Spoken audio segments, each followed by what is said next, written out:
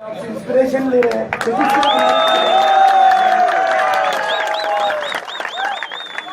और जिस तरह बावजूद बात की कि आप वाकई तारीख रकम कर रहे हैं। 30 पाकिस्तान की तारीख के अंदर 30 साल के अंदर इतनी बड़ी तहरीक किसने नहीं देखी।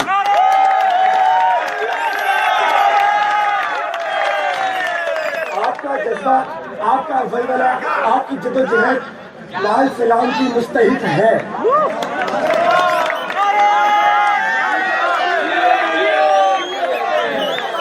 ये तमाम मसाइल जो 13 मुतालबात आपने रखे हुए हैं, कमोबेश पाकिस्तान की हर यूनिवर्सिटी का ये मुतालबा है।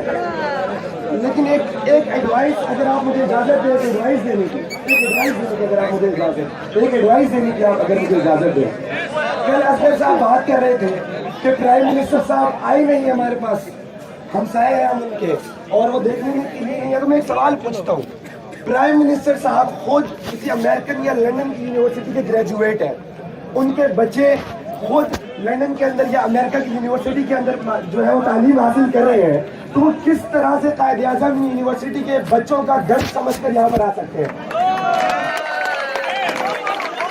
या जितने भी एजुकेशन मिनिस्टर हैं, या जो ये HEC का जो मामला है, जो पूरा प्राइवेटाइज करने का मामला है यूनिवर्सिटियों का, जो फीस बढ़ाने का मामला है, HEC की ऑफिशियल पॉलिसी क्या है उसके बारे में। ये तमाम प्राइवेटाइज करने की तरफ जा रहे हैं इदारे। तो एक एडवाइस मेरी आप लोगों से है कि आप अपने मुतालबात की मंजूरी के लिए बजाय इसके कि एक हुक्मरान तबके की तरफ देखें जिनका कोई मुफाद नहीं है कि बलूचिस्तान से जो गरीब बच्चे यहाँ पर पढ़ने के लिए आए हुए हैं उनकी जो मसाइल है वो हल करने की तरफ जाएं। तो आप आम स्टूडेंट्स की तरफ देखें, नमल के स्टूडेंट्स की तरफ देखें, दहलिया के स्टूडेंट्स की तरफ देखें, गवर्नमेंट यूनिवर्सिटी की तरफ देखें। और आपसे ये बात कर रहे थे कि अभी ये यूनिवर्सिटी वो देख रहे हैं, एजुकेशन मिनिस्टर साहब के हम देखेंगे, हम अभी सोच रहे हैं, पैसे नहीं है। तो आप मुझे बताएं, प्राइम मिनिस्टर हाउस के किचन का खर्चा कितना है? प्राइम मिनिस्टर के हाउस जो सिक्योरिटी प्रोटोकॉल है, करोड़ों रुपए का उसका खर्चा है। आप यहाँ पर बस देते हुए आपको मौत आती है, 10% जो है फीस बंद करते हुए मौत आती है, करोड़ों रुपए खर्च कर जाते हैं। तो ये मुतालबात है कि आप देखिए नमल यूनिवर्सिटी से यहाँ पर स्टूडेंट्स मौजूद हैं, वो अपनी कैपेसिटी के अंदर यहाँ पर आए हैं।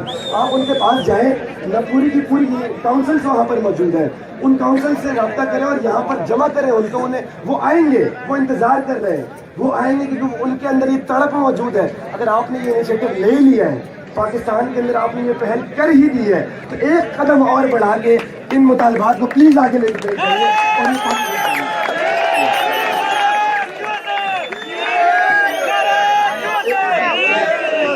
आप लोगों के लिए एक नज़म है, हमारे दोस्त ने लिखी थी। अजगर साहब कल बात कर रहे थे, कुछ घिनौने इल्जाम इनकी क़यादत पर लग रहे हैं कि इनका कोई हिडन एजेंडा है। तो ये उसका जवाब भी है, उन टाउट्स हैं जो इंतजामिया के, उनको जवाब भी है। और आप तमाम लोगों की 10 दिन की जद्दोजहद का ये उसके आपको मैं डेडिकेट करता हूँ। ये नज़म माइक कर लें। जहाँ आरा सैयद, ये एक आज़ाद नज़म है। जहाँ आरा सैयद, तुम्हें राय रखने का हक है। तुम एक खूबसूरत, समझदार और बाहया तालिबा हो। तुम्हें ये गुमा है या शायद यकीन है या तुमने किसी से सुना है कि हम इन हवाओं के रुख के मुखालिफ अगर चल रहे हैं तो इसमें हमारा कोई फायदा है नहीं। जाने मन ऐसा कुछ भी नहीं है। कोई मालो दौलत या शोहरत या आदत या कोई इबादत या सरसब्ज जन्नत नहीं। जाने मन ऐसा कुछ भी नहीं है, ये मुमकिन नहीं है। यहाँ मालो दौलत या ओहदा या शोहरत या आदत इबादत या जन्नत की हसरत के मारे मुसाफिर अगर आ भी जाए नहीं चल सकेंगे। ये मंडी नहीं है, ये उस शाकर है। इनमें कोई भी कातिल या डाकू या राशि या बनिया नहीं है, पाखंडी नहीं है। ये वो सख्त जा हक तलब जूफिशा सरबकफ दिल तपा कारवां जिन पे अर्जी खुदाओं की लोहे मुकद्दस के इनकार का एक इल्जाम है और हमेशा से है। फायदे की गलाजत नहीं चाटते, अपनी नस्लों के पांव नहीं काटते। ये बिकाऊ नहीं है जहां आरा सैयद।